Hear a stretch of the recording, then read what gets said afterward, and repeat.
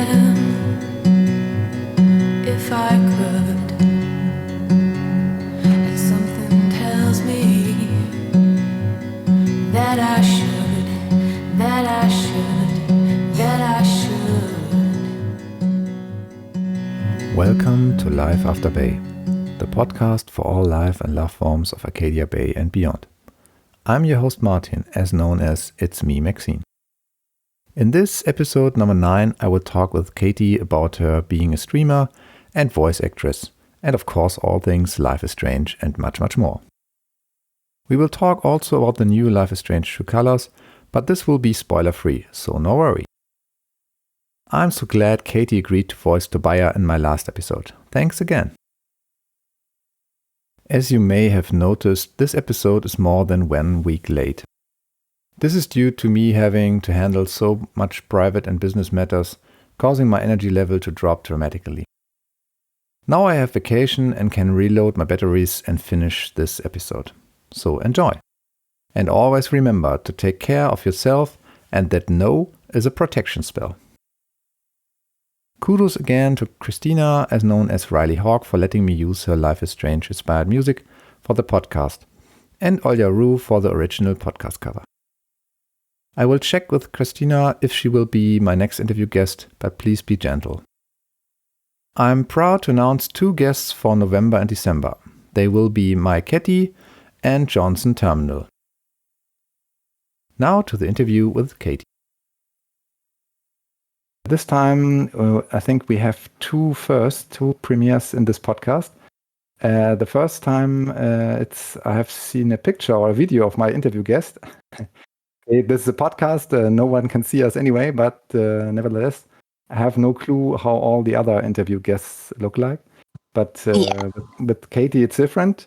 And it's the first time I think that one guest is a second time in our podcast. I think this one is special because Katie was in my last episode as the voice for Tobyja. This time she's here by herself and will answer all my questions. So welcome my next interview guest, Katie, as known as Katiesgaming. Thank you. Okay, so Katie, can you give some introduction about yourself? Yeah. So I'm Katie. I go by Katiesgaming on pretty much all of my platforms. I am a streamer and I do voice acting as well. That's kind of all I'm doing right now. That's my main focus. And I am 23 years old as of right now. So I will start with the questions, of course, of Life is Strange, while we are all here. Yeah. So the famous first question is always how and when you got into the video game universe of Life is Strange. Yeah. I kind of got in a little bit late. So in 2018, I had a close friend of mine. She was an old friend, and she was watching gameplay on YouTube, and she told me to check it out. Mm-hmm. And so I went and I searched up like a no commentary video, and I watched up until I think episode 4, which the beginning of episode 4 upset me a lot. So I kind of took a break watching it, and then I picked it back up when I got my own console, which Life is Strange is actually what prompted me to go ahead and get my own PS4, actually. Mm-hmm. And then I played it myself, and that's how, I just haven't looked back since. I fell in love with it. Yeah, sure. And what was so special about it for you? I'd say for me, probably the relationship between Max and Chloe was so special to me. As well, me figuring out my sexuality in the past couple of years, this game allowed me to come to terms with myself, and like I will forever be so grateful for that. Mm-hmm. And kind of accept myself and my bisexuality. Yeah. So, and was there someone always someone says, there's a aha or life-changing moment during the game or afterwards? I'd say, definitely a life-changing moment is that the game is what kind of inspired me to want to pursue voice acting. So it definitely changed my life in that aspect ever since I finished it. And yeah, just kind of looking into the fandom and finding the fan projects that Sbel was doing, and yeah, just that changed my life ever since I finished the game. Okay. So that is a good for my next question, because as you said, most people after playing the game get into the fandom one way or the other, Yeah. and join the community. So how and when did you get into the fandom then? Yeah, I would say that Dan Hutton on Twitch is what really brought me into the fandom the most. Yeah, watching her streams and being a part of her community. And then, as I was saying before, yeah, going on YouTube and just looking up the fan projects and everything that all the fans had to contribute. And just, it was just one comment on Sbel's video that just changed everything, really. Okay. And what do you like most about the fandom? I think what I like most about the fandom is it is kind of small, so everybody kind of knows each other in that way, and I think that's really special. How everybody just, everybody knows each other, and it's just a nice community, such a small, nice community, and I love that about it. So you said you are on Twitch and Twitter, I think. Yeah. So on what platforms you're usually around to get new input or get involved? Definitely, yeah. Twitch and Twitter are my biggest ones, and then I'd say Discord probably is my other one. What kind of fandom input you like the most and why? Like, drawings, cosplay, fan fiction, also videos. I think the cosplay videos. I am so in love with those. I remember a couple years ago on YouTube. There's like a few different channels. I think Cacophony and Discord is one of them, and then Jesse and Sam is another. I used to spend all my times watching their price field videos. I was obsessed. Yeah, and I think those are probably my favorite because they inspired me to want to do cosplay eventually. I would love to go to a con and dress up as Max. That is like my dream. Yeah, I think those are probably my favorite fandom input.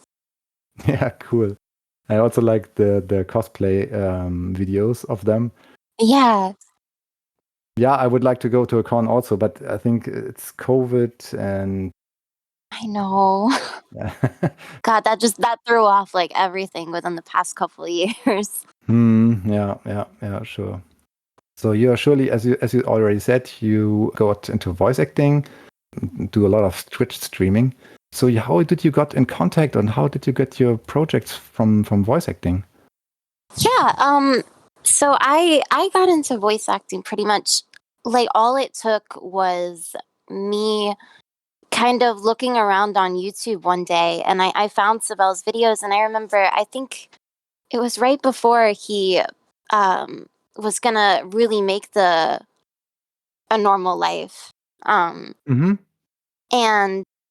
he was saying that he needed a voice for Max, and it's kind of funny because I would do like little Max voices for my friends here and there, and I was like, you know what, this sounds kind of fun. Like, I why not? And I commented, and he got back to me, and yeah, that was that, and I went ahead and had recorded all my lines for him, and it was great. I cannot thank him enough for that opportunity. Seriously.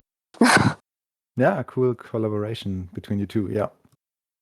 Yeah, I interviewed him also, and he said, "Yeah, you also have to check out Katie, the wonderful voice of Max." So yeah, only high praise from him.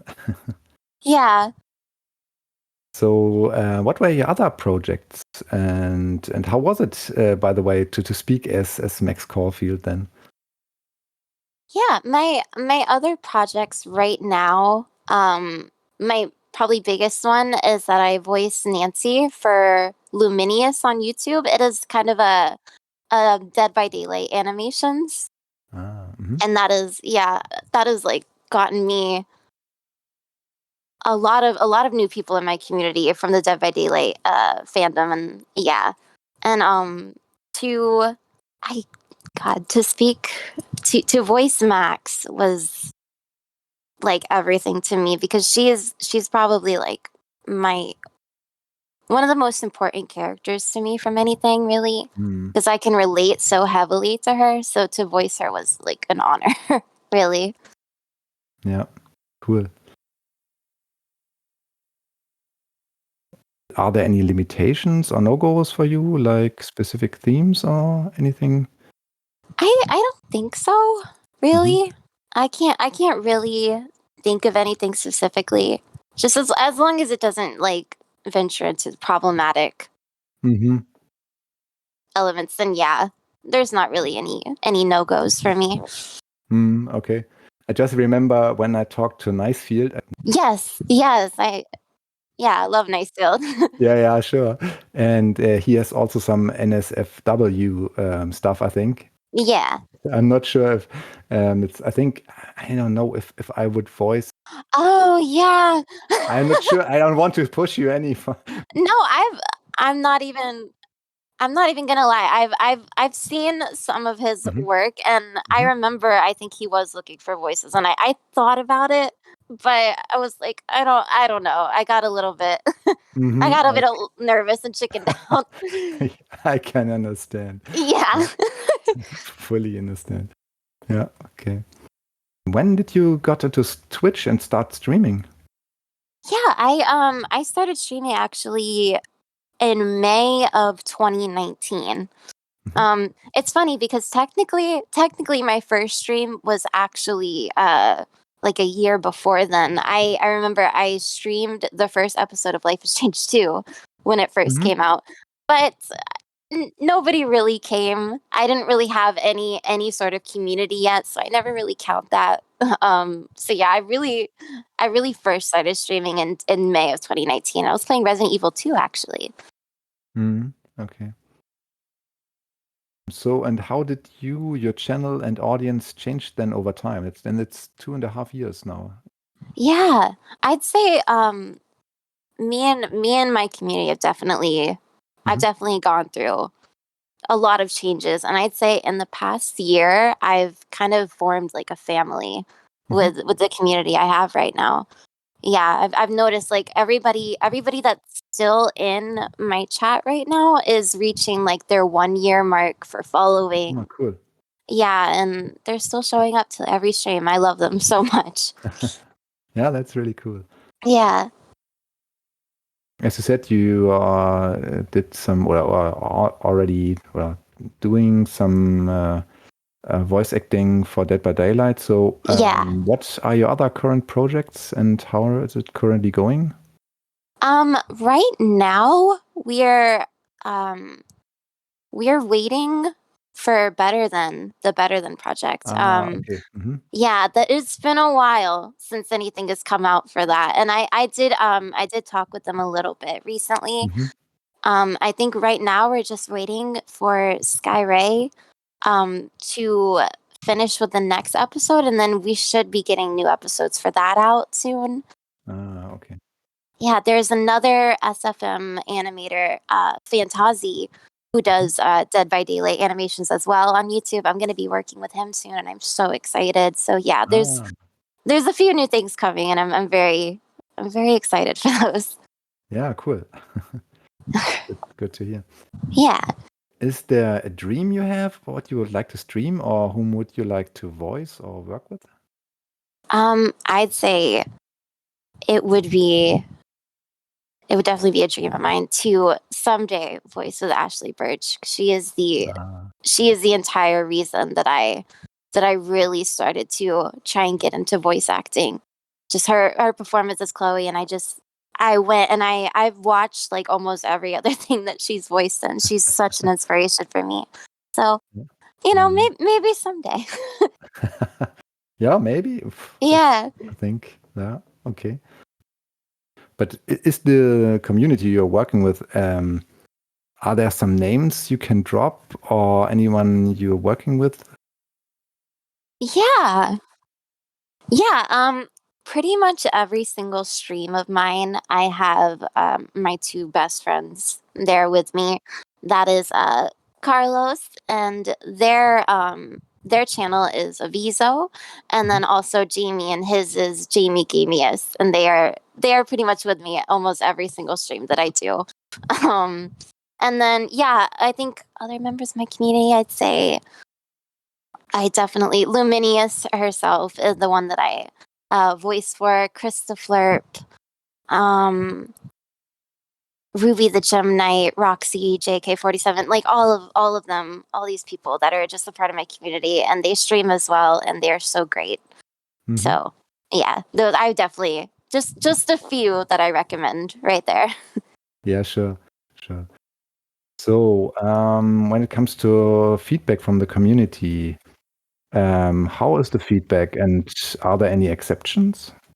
I'd say the feedback has been really good. I Mhm. remember when A Normal Life first came out, I was looking at pretty much every single comment, um, like every day. And there are some people that, didn't think that it sounded as close to Max, and that's fine, really, because I mean I'm not Hannah, obviously. Mhm. Yeah, I do sure. my best, but Mhm. yeah, and I think all of it is valid. Everybody's Mhm. entitled to their opinion, and I think most people have been generally really positive about the acting, at Mhm. least. So, and that's what's most important to me. So yeah, Yeah, cool. Yeah, sure. Because Hannah is Hannah, and, and you are yeah, you. So, exactly. so you do a different max, but I think you are doing a good max. So Thank you. yeah, yeah, I really like it. It fits Yeah. to the projects from Sbel, That's what I was thinking. Yeah. the ambience and he creates, and so I think it fits very well. Yeah. Yeah. Yeah, you already talked about I think some new projects. Is there anything in the pipeline you cannot talk about, or is there anything? Yeah, kind of what I was talking about with Fantasy. I'm not sure how much I can say, but I guess I could say that I should be voicing kind of a main character in his Mhm. next project. So that's really exciting. Mhm. Yeah, okay. Yeah. Good. I also always have some critical questions about Life is Strange. Sure. Yeah, I was keeping in mind when the game was developed and with commercial limitations in mind. So, what topics are missing or could have been developed more, you think? Um, that's a good question. That's hard. That's a little hard to answer, really. Hmm. I'd say I don't know if this is like exactly related, but I did see somebody bring this up a few days ago, and I think it's completely valid. Is that I'm Hmm. hoping eventually, because they're doing great with giving with all the new MCs being people of color, but maybe Hmm. the love interests. I've noticed have yeah, they have been consistently like white. So I think it Hmm. would be cool in future games to give POC options for the love interests. Yeah. Yeah, that's true. Yeah. Even I think in Life is Strange 2, that's Finn and Yeah, Finn and Cassidy. Cassie. Yeah, sure. They also, yeah, you're right. Yeah. I mean, I love Finn. Like Hmm. he was he, Finn at Exxon was like my whole playthrough. But I mean, I can see I do wish that there was just a little bit more diversity. Hmm. Yeah, I think they tried with Life is Strange 2 and with now with True Colors. Yeah. Definitely. I Yeah. haven't played it through. I have to admit.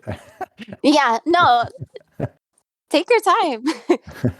Yeah, yeah. I also need some time. So yeah, yeah, you're right.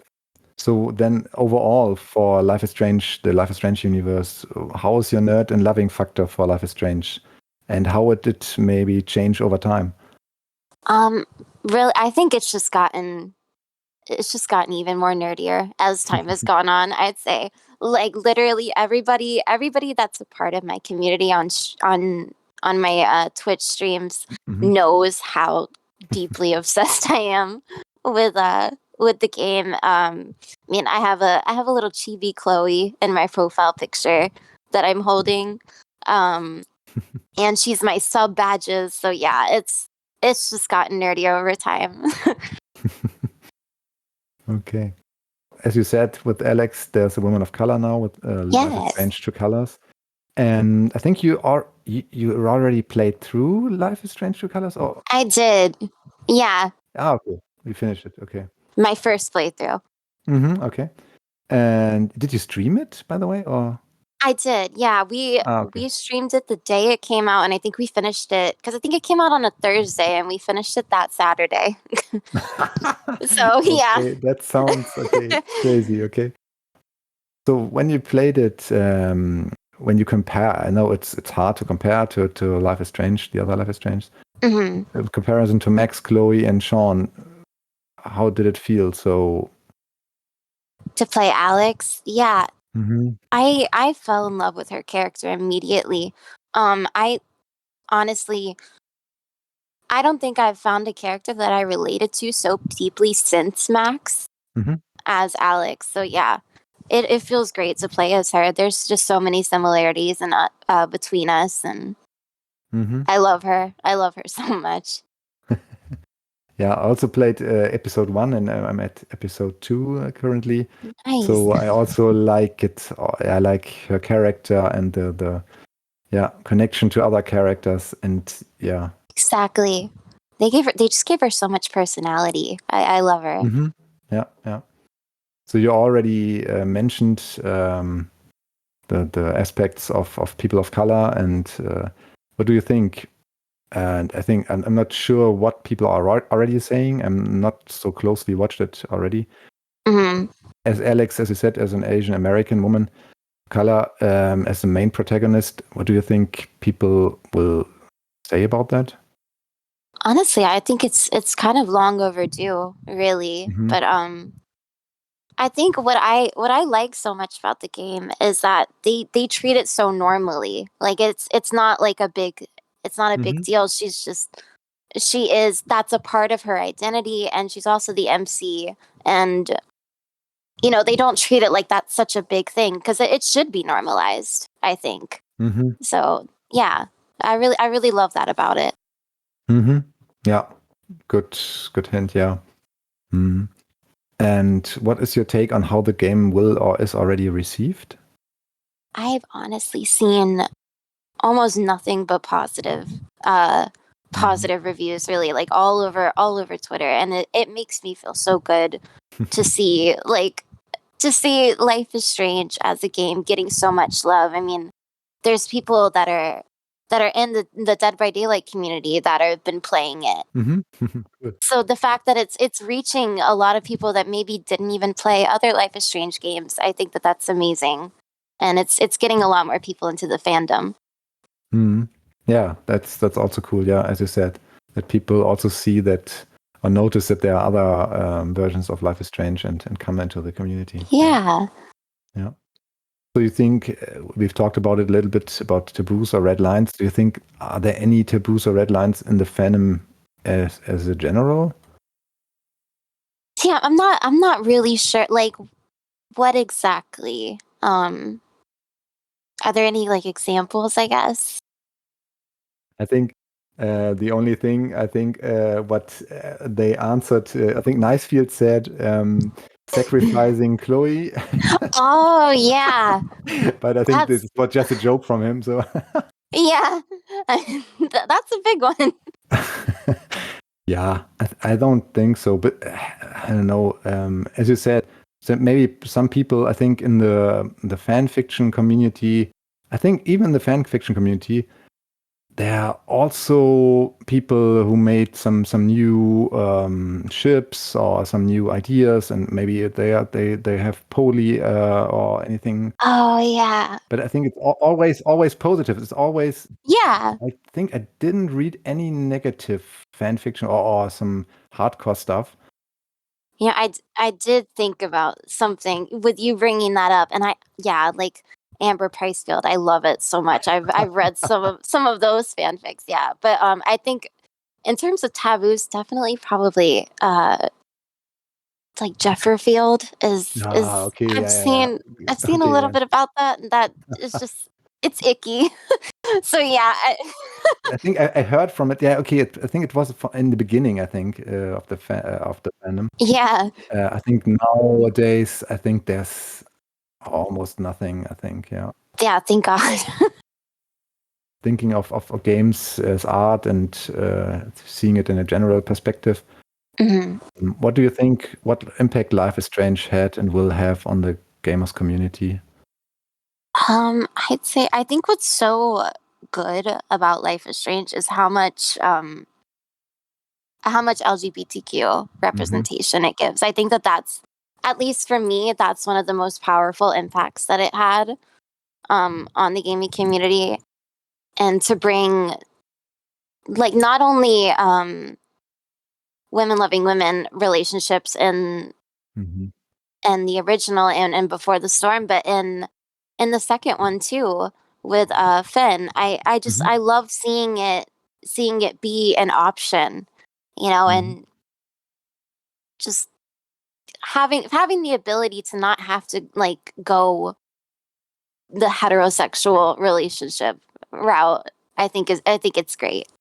Yeah, for sure. I think the queer community liked it, and what Yeah. is, I think, because I'm also not, but I'm not queer in the sense, but maybe I mostly would say I'm an ally to the queer community. But I also found out some stuff about myself, about my own sexuality, about this game. Yeah. I think a lot of people outside the queer community also have the chance to play Life is Strange and say, okay, now I understand things better, or I have new perspectives into this queer community. I think this is also, this is a really great thing that Life is Strange had. Yeah. Exactly. And what you I think that games and in general and fan art, maybe do you think they will be received outside this filter bubble we are currently in, so by society in the future? Yeah, I hope so. Because I mean, it's such a beautiful like franchise in itself, and like I was saying earlier, really, I think that with the popularity of True Colors, it's really bringing all of the other games to the surface, and I think making a lot of people go back, and if they haven't already played the games, go ahead and do that. So yeah, I'm hoping that all the other games will be just as well received as True Colors. Sure. Yeah, I think that I also have to admit that I'm also new to the gaming community, or to this community at all, because Life is Strange was the first game I played in I think 30 years. Really? So yeah, that's awesome. Sounds strange, but yeah, I think I played as when I was young. I played some games, but I played a lot of a long time. I didn't play anything. Maybe with my kids and some casual games, but no real game. And yeah, Life is Strange was the first game. Yeah, that makes sense, because I'm not the one. I hate all these. Please forgive me, but these shooter games, I cannot. It's nothing for me. So yeah, I can understand that people like it, but it's nothing for me. So yeah. And there were never games I said, this, and Life is Strange was the first game I said, okay, this sounds interesting. And I tried it, and I also got into the community. Yeah, I love that. And it's kind of the same for me, really, because I grew up kind of a Nintendo kid, really. So I just had like my DS, my Wii, my Switch, and then Life is Strange is really what prompted me to actually get a like PS4 console, and then that alone branched me out into all of the rest of the gaming world, really, because I was so like in my little Nintendo bubble before. So yeah, that's cool. Yeah, it's kind of the same for me, really. Yeah, to widen the gaze. Yeah, that's always good. Yeah. So we talked already about True Colors, I think. So is there anything you like to add? Maybe spoiler free. So Yeah, of course. about True Colors you liked? Everything about the game I'm so in love with. I think that Alex's power is one of like the coolest mechanics I've seen in any game. So I love it so much. And I can't wait to go back and play it again because there's so many things that you can do with her power that you might miss in your first playthrough. Okay. Like so many little like side quests and things like that. It's really cool. Okay. But I love it. Yeah. Yeah, I've seen some side quests, I think, but I'm not sure if maybe I missed some. Yeah, but as you said, it's you can play it another time or whatever. Yeah. Yeah. So I think there are some things upcoming, like the DLC Wavelength with Dev. Yes. What do you think about that? I'm super excited for that. I think what I'm most excited for is to be able to create the dating profile for stuff. Okay. That's super exciting. And then also I would like to have hope. I've seen some people say that they think some familiar faces will be returning. I'm not sure if it's Okay. true or not, but it's always exciting to, and I guess we'll just have to wait and see, really. It's only 1 week. I don't know. I haven't. Yeah, I think Thursday, is when it Okay. comes out, actually. Okay. Yeah. We'll see. Okay, and I think the remasters is now set to be coming out on, I think, February next year. Yes, February 1st, I think. Okay. So what do you think about this when you think about the remastered version? I'm so excited. I can't wait to replay it on my stream. And I think what I'm most excited about is to see an improvement with the lip syncing for sure. I think that's very exciting. And then also to see some life and like their expressions and their hair.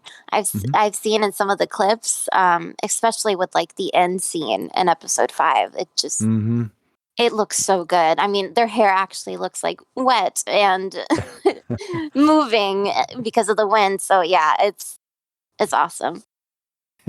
I can't wait. Yeah, I can understand.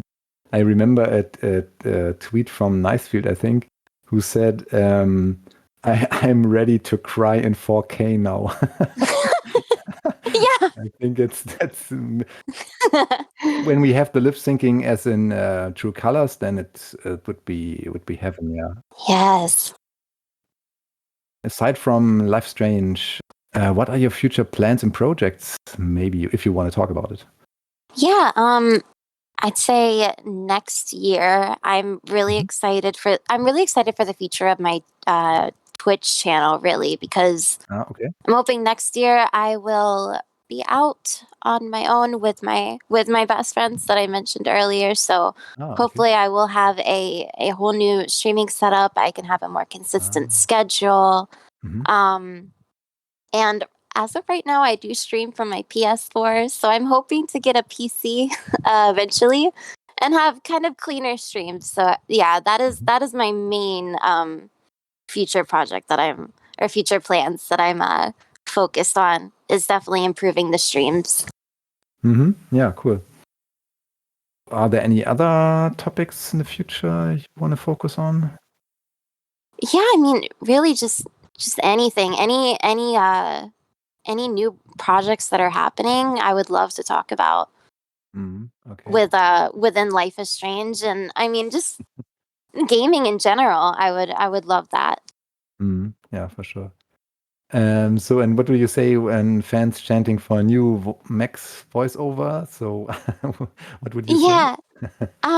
I'm hoping that with Better Than we'll be getting new episodes out soon. Yeah, sure. Yeah. Okay, yeah, we're waiting for that. Okay. Yeah. I hope they continue in the future, yeah. Me too. So, we are reaching the end of the show, and is there anything you want to say to the community? give advice for potential fans or anything you want to share?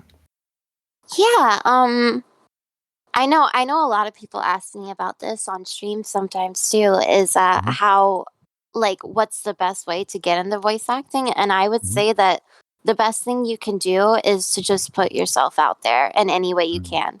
All it took for me, like with Sbel, was I left a comment on his video, and the same with Luminius, really, is just putting yourself out there, and networking is really important. Yeah. Yeah, it's a good advice, but as you said, it's not so easy, I think, to always put yourself out there. Yeah, Yeah. I can understand. Yeah, yeah, cool. So, yeah, I think your projects and social media, I will link it in the description. I think this, yeah, as you said, it's Twitch and Twitter. Yes. Yeah. Okay. So as Katiesgaming, you're going, I think, on Twitch and Twitter. Yeah, correct. Yeah. Yeah, cool. Okay. So then, yeah, thanks for being in the podcast, Katie. Thank you so much for having me. It was nice talking to you. Yeah. I hope maybe we see some projects and streams from you in the future. And of course, we will look out for you and see what is coming up in the future. So all the best and all good luck for your Twitch streams. Thank you. And yeah, see you maybe in the future. Yes. Thank you so much, Martin. This episode will come to an end now. You can send in your questions you have via email or Twitter to me. Of course, you can also send me wishes for future interviews and topics. All my contacts are in the Linktree Live After Bay, which I'll link in the show notes. The next episode is planned for the last Sunday of October, which will eventually be with Cristina, as known as Riley Hawke, but I'm currently checking with her. Thanks for listening to my podcast and spread the word. See you soon in and around Arcadia Bay. Yours truly,